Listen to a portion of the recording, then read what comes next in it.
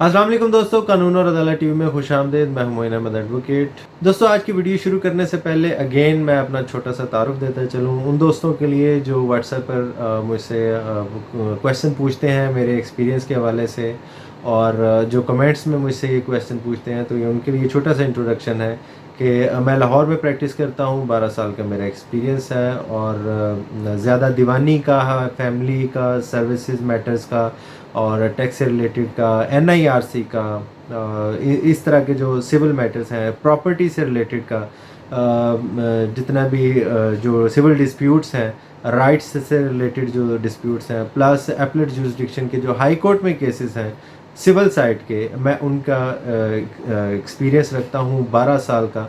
और इसके अलावा क्रिमिनल साइड का भी मेरा एक्सपीरियंस है। मर्डर रेफरेंस भी कंटेस्ट किए हुए हैं, लेकिन ज़्यादा मेरा रुझान जो है वो सिविल साइड का है।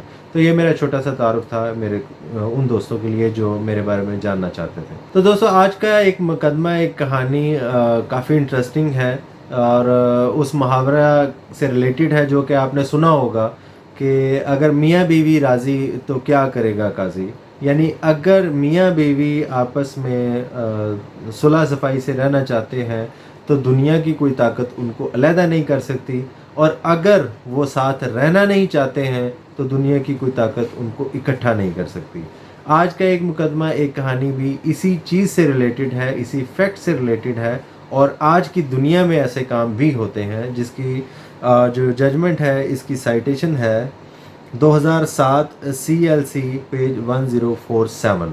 इस केस के हकायक कुछ ऐसे हैं कि एक शख्स ने, जिस तरह के आम तौर पर लड़कियों को थ्रेट करने के लिए भी और बाज़ औक़ात मामला इस तरह तूल इख्तियार कर जाते हैं कि मर्द जो है वो गुस्से में आकर एक तलाक का नोटिस भेज देता है ताकि औरत को ये समझा दे कि अब मेरी लिमिट ख़त्म हो चुकी है।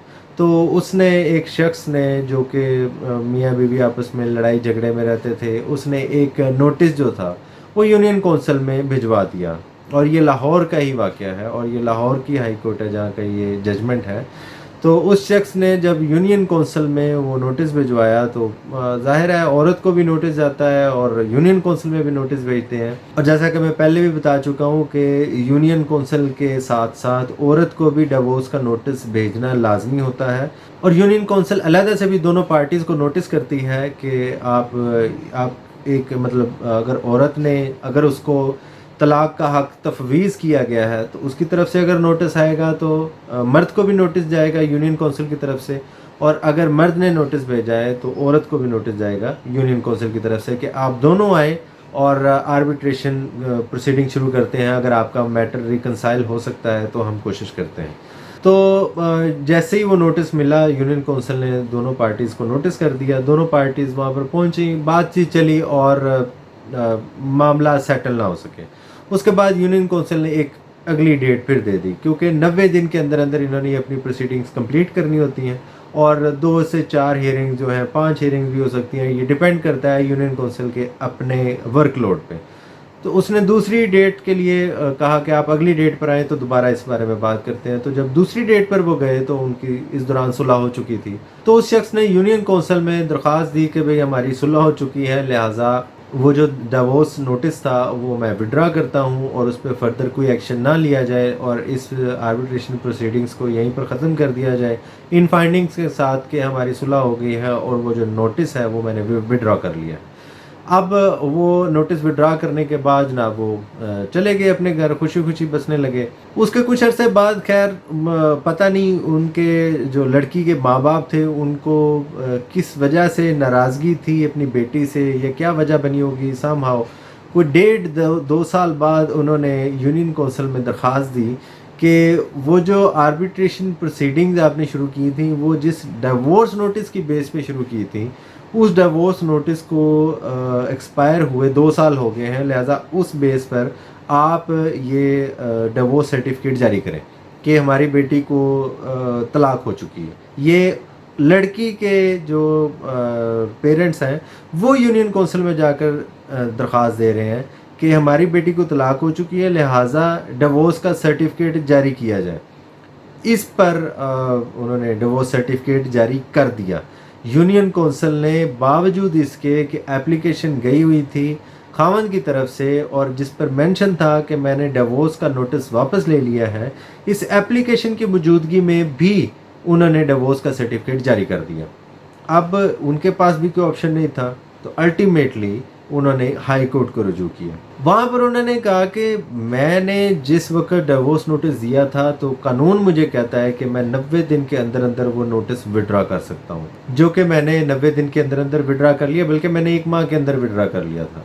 उसके बाद आर्बिट्रेशन प्रोसीडिंग्स रुक जानी चाहिए थी। और जैसा कि मैं पहले भी बता चुका हूँ कि यूनियन काउंसिल के पास इस तरह की ऊट पटांग हरकतों का कोई भी जवाब नहीं है और कोई कानूनी इख्तियार नहीं है, वो डिवोर्स सर्टिफिकेट इस तरह जारी नहीं कर सकते।